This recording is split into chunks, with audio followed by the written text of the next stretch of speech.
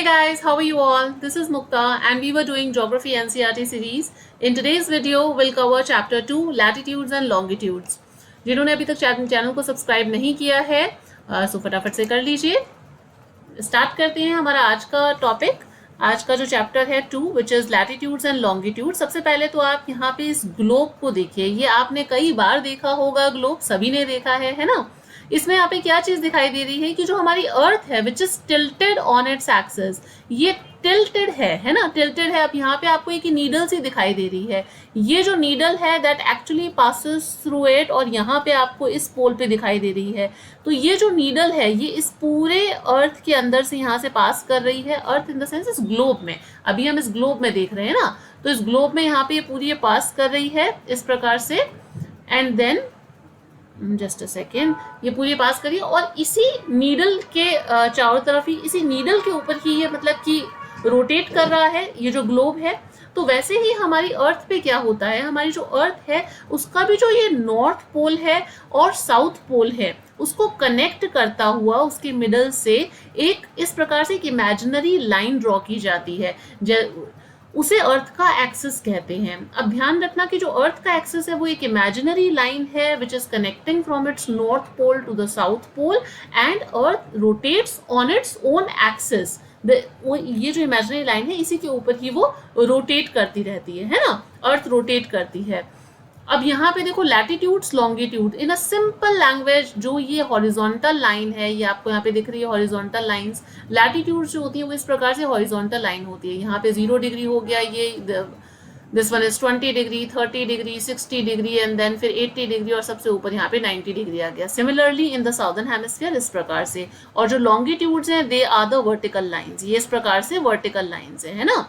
अगर आप इसका लेमन्स लैंग्वेज में अगर आप इसका एक एग्जांपल देखो तो जैसे ऑरेंज होता है ना, when we peel the orange, तो ऑरेंज को आप लॉन्गिट्यूड्स को आप ऑरेंज के कॉन्टेक्स्ट में समझ सकते हो। और जब आप पोटैटो की स्लाइस करते हो तो आप बीच में से इस प्रकार स्लाइस करते हो तो आप उसे समझ सकते हो लैटिट्यूड के कॉन्टेक्स्ट में। खैर हम इस बारे में आगे भी बातें करेंगे। अभी देख लेते हैं, ज्यादा कंफ्यूज मत होना, अच्छी तरीके से हम इसे, ये पूरा चैप्टर ही लैटिट्यूड और लॉन्गिट्यूड्स के बारे में है तो अच्छे से इसे समझेंगे। एक और इमेजिनरी लाइन की यहाँ पे बात करते हैं जो कि अर्थ को बिल्कुल बीच में से यहाँ पे डिवाइड करती है इनटू 2 इक्वल हाफ। ये जो ऊपर वाला पार्ट है this is northern hemisphere, this one is southern hemisphere. अब ये 0 डिग्री जो लाइन है ये एक इमेजिनरी लाइन है विच divides earth from its middle, तो इसे क्या कहा जाता है, ये है equator. This 0 degree imaginary line, ये भी इमेजिनरी लाइन है, कोई ऐसी लाइंस ड्रॉ नहीं की हुई है, ठीक है। तो ये इमेजिनरी लाइन है जो कि अर्थ को क्या करती है, और ये क्यों जरूरी होती है इस प्रकार की जो लाइंस है इसे ड्रॉ करके। अब इसके बाद में इसी के ही आगे हम देखेंगे कि यहाँ पे इस प्रकार से पैरेलल लाइंस आगे ड्रॉ की हुई हैं, ठीक है। तो ये जो पैरेलल्स हैं, पैरेलल्स ऑफ लैटिट्यूड्स इनको कहा जाता है। ये आगे 20 डिग्री एंड देन फिर आपका 20.5 आ जाता है फिर उसके बाद में आपकी 40 डिग्री हो गया। एक मैं जस्ट रफ ऐसे फिगर ले रही हूँ, 60 डिग्री लैटिट्यूड हो गया northern latitudes and this is 90 degree northern latitudes. तो ये इस प्रकार से ये इमेजिनरी लाइंस हैं। और ये जरूरी क्यों है, ये जरूरी है latitudes and longitudes to locate any place on the globe. अब जैसे कि ग्लोब इतना बड़ा है, आपको दिख रहा है कितना बड़ा ग्लोब है ना, अब इसमें कोई भी जगह है उसे हम लोकेट कैसे करेंगे, वो हम इस लैटिट्यूड्स और लॉन्गिट्यूड्स की मदद से ही करते हैं।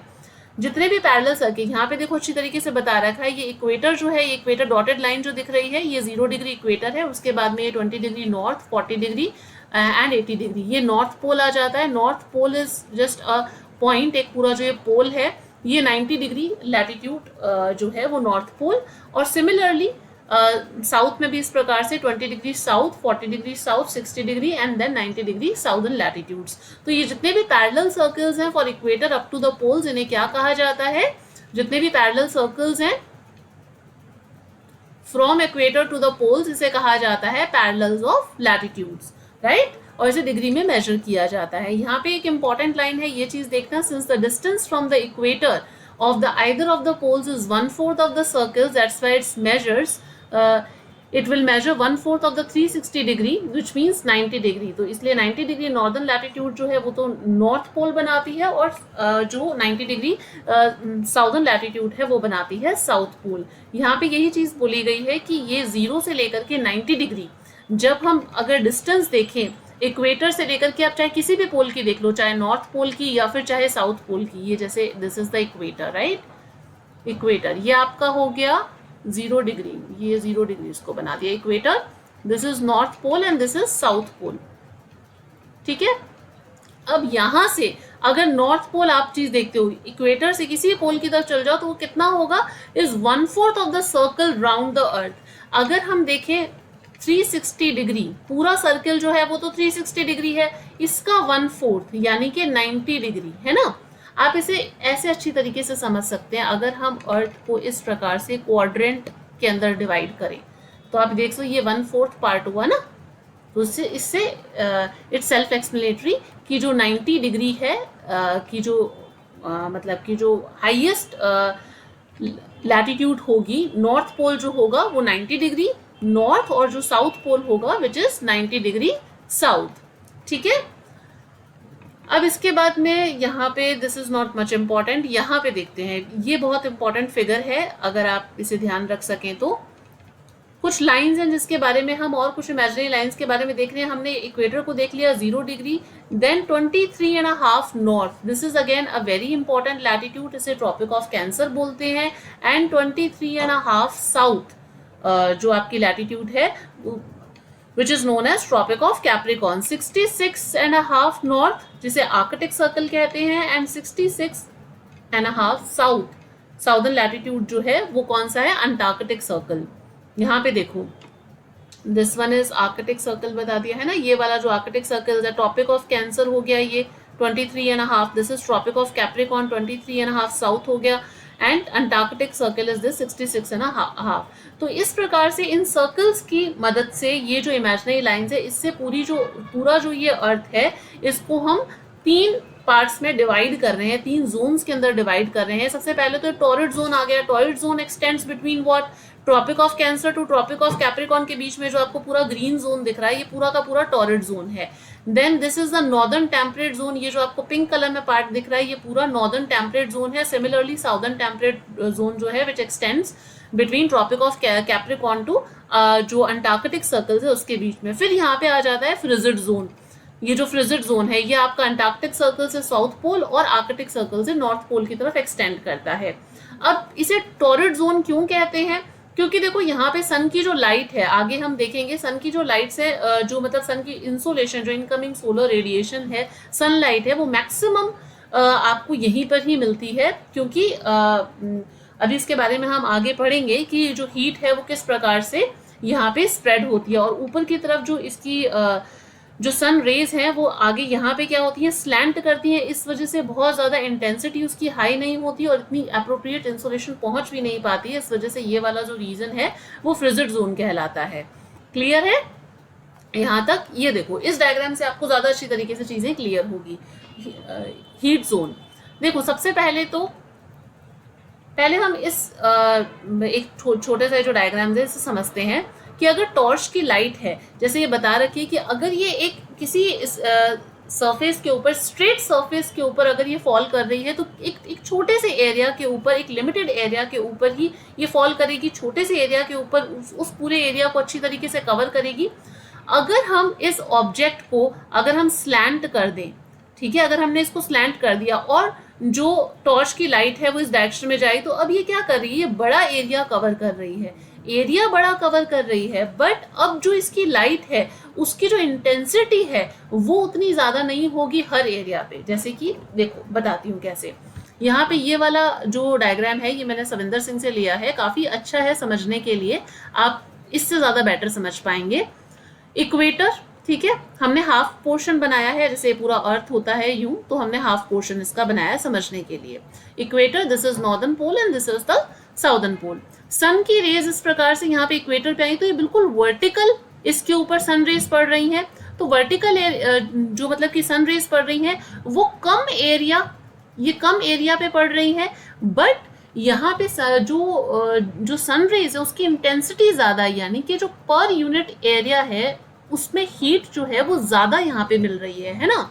जबकि अगर हम ऊपर की तरफ, ऊपर के लैटिट्यूड्स में देखेंगे, as we go towards the northern pole, जब हम नॉर्थ पोल की तरफ जाएंगे तो सन की जो रेज है वो आप ये देखो, ये स्लैंट कर गई है यहाँ पे, तो ये एरिया बड़ा कवर कर रही है, बट यहाँ पे इंटेंसिटी उतनी ज्यादा नहीं होगी। इस वजह से जो हीट सरप्लस जोन है ये जोन होगा जिसे कि टॉरिड रीजन कहेंगे, जो कि ट्रॉपिक ऑफ कैंसर से ट्रॉपिक ऑफ कैप्रिकॉर्न के बीच में जो कि लोकेटेड होगा, क्योंकि यहाँ पे सन रेज जो है, अगर हम एनुअली देखें तो सन रेज यहाँ पे सन रेज की इंटेंसिटी सबसे ज्यादा इसी रीजन के अंदर होती है। उसका रीजन क्या है? उसका रीजन ये है कि मिड डे सन जो है which is exactly overhead at least once a year, midday sun is exactly overhead at least once a year on all the latitudes in between tropic of cancer and capricorn, तो इसलिए maximum heat इस torrid zone के अंदर receive होती है।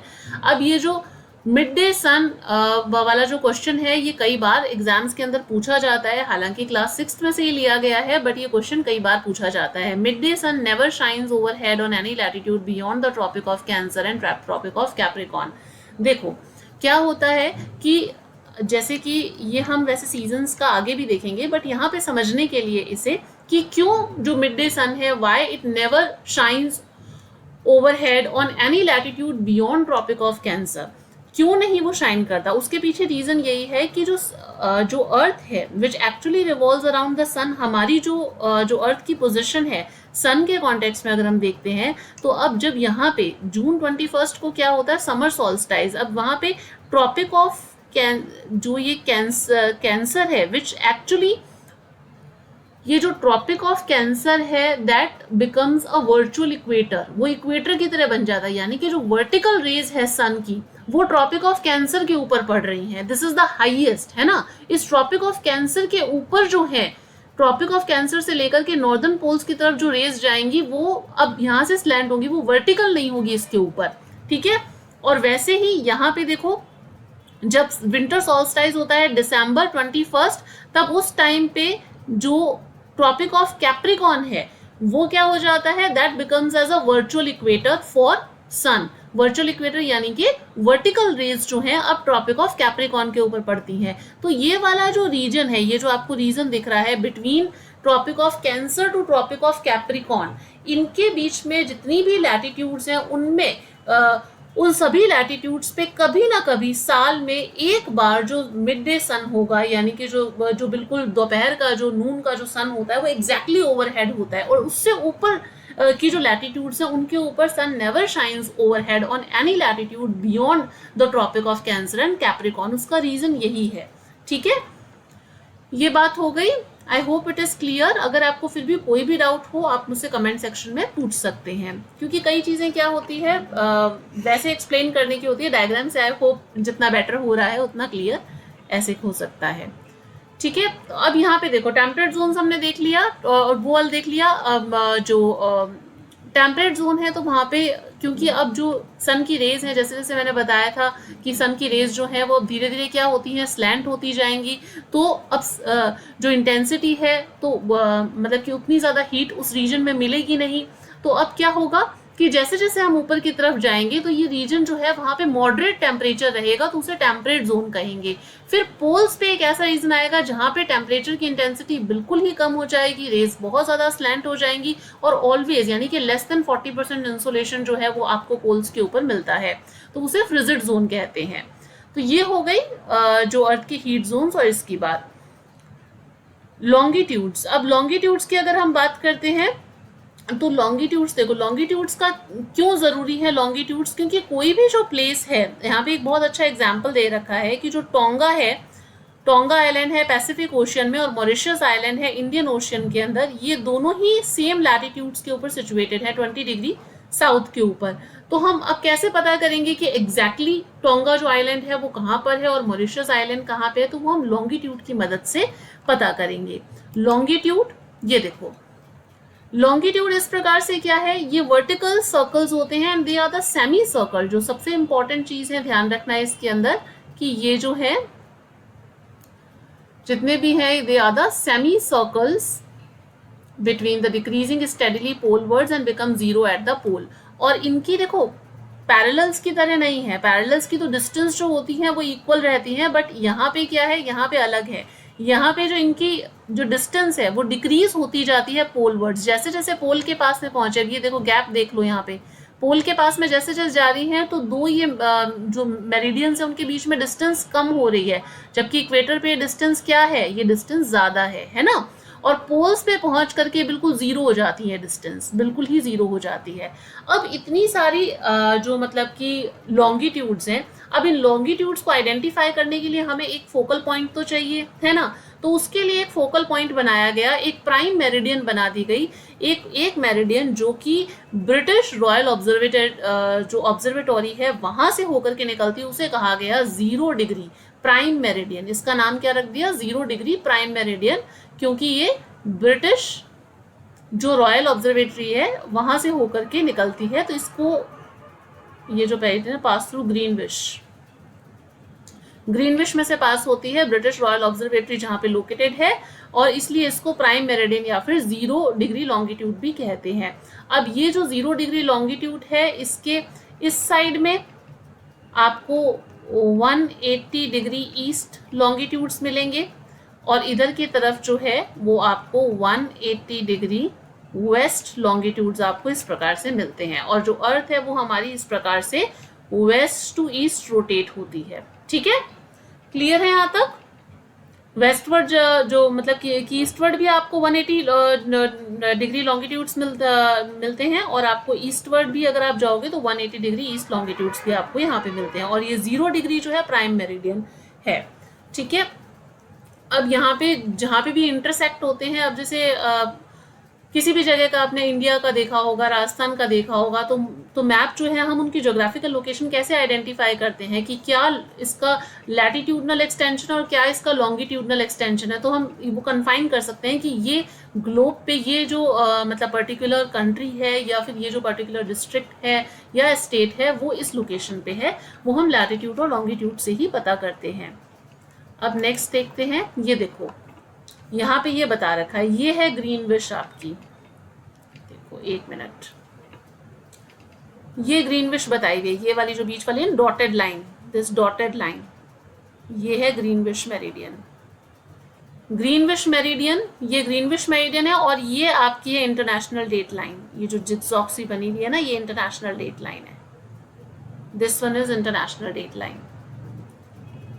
अब यहाँ पे देखना, ग्रीनविच मेरिडियन के अगर इधर ईस्टर्न साइड में हम जाते हैं तो यहाँ पे क्या होगा, टाइम जो है वो इंक्रीज होगा। अगर हम इसके वेस्टर्न साइड में जाएंगे तो टाइम जो है वो डिक्रीज होगा, यानी कि ग्रीनविच मेरिडियन के जो आगे है वो अहेड ऑफ द टाइम और अहेड ऑफ ग्रीनविच मेरिडियन, और यहाँ पे जो है वो बिफोर ग्रीनविच मेरिडियन। जैसे कि एक हम सिंपल से इसके एग्जाम्पल से देखते हैं। अगर हम बात करें, अगर आपको वहां पे ढंग से नहीं समझ में आया है तो ये चीज देखो, ये हमने, ठीक है, टोटल कितने हमने देखे थे यहाँ पे 180 डिग्री 180 डिग्री, तो ऐसे कितने लॉन्गिट्यूड हो गए, 360 डिग्री हो गए, है ना, 360 डिग्री।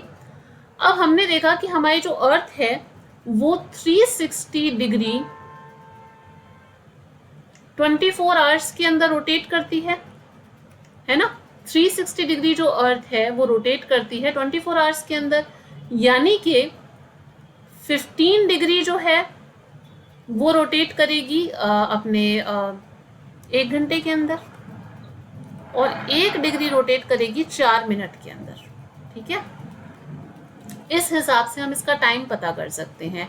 टाइम कैसे, कि अगर हमें यहाँ से जैसे सपोज ये ग्रीनविच है, ये ग्रीनविच की लाइन है, ग्रीनविच मेरिडियन है, प्राइम मेरिडियन ऐसे ही ड्रॉ की है, ग्रीनविच प्राइम मेरिडियन है। यहाँ से अगर हम 15 डिग्री ईस्ट लॉन्गिट्यूड की तरफ जाते हैं तो ये 15 डिग्री ईस्ट लॉन्गिट्यूड है।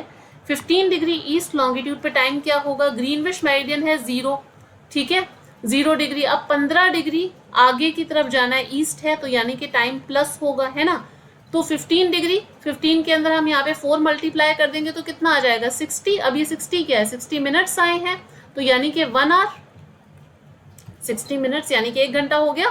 तो यानी कि अगर ग्रीनविच पे 12 नून है, अगर ग्रीनविच मेरिडियन पे दोपहर के 12 बजे हैं, तो उसके 15 डिग्री ईस्ट लॉन्गिट्यूड पे क्या होगा टाइम 1 PM, और इसके 15 डिग्री वेस्ट लॉन्गिट्यूड पे क्या होगा, सुबह के 11 बजे होंगे, 1 घंटा पीछे हो गया, यहाँ पे 1 घंटा आगे हो गया। इस प्रकार से टाइमिंग एडजस्ट होता है। जैसे कि हमारा इंडिया है, तो इंडिया का जो प्राइम मेरिडियन है वो क्या है, इंडिया का जो हमने प्राइम मेरिडियन यानी कि स्टैंडर्ड मेरिडियन जो हमने इंडिया का ले रखा है वो है 82.5 यानी कि 82 डिग्री 30 मिनट्स ईस्ट, है ना। 82 डिग्री 30 मिनट्स ईस्ट यानी कि हम ग्रीनविच मेरिडियन से 5 आवर 30 मिनट्स जो है वो हम ग्रीनविच मेरिडियन से आगे हैं, क्योंकि हम ईस्टर्न साइड में हैं। तो जो ग्रीनविच यानी कि लंदन में जो टाइम हुआ है उससे 5 घंटे 30 मिनट हमारे यहाँ पे टाइम ज़्यादा ही हुआ होगा। अब इंडिया का अगर हमने मतलब लॉन्गिट्यूडनल एक्सटेंशन अगर देखें 68 degree east to 97 degree east, अब अगर हम गुजरात से लेकर के अरुणाचल प्रदेश तक का देखते हैं ये एक्सटेंशन, तो इसमें लगभग 2 घंटे का फर्क है टाइमिंग के अंदर।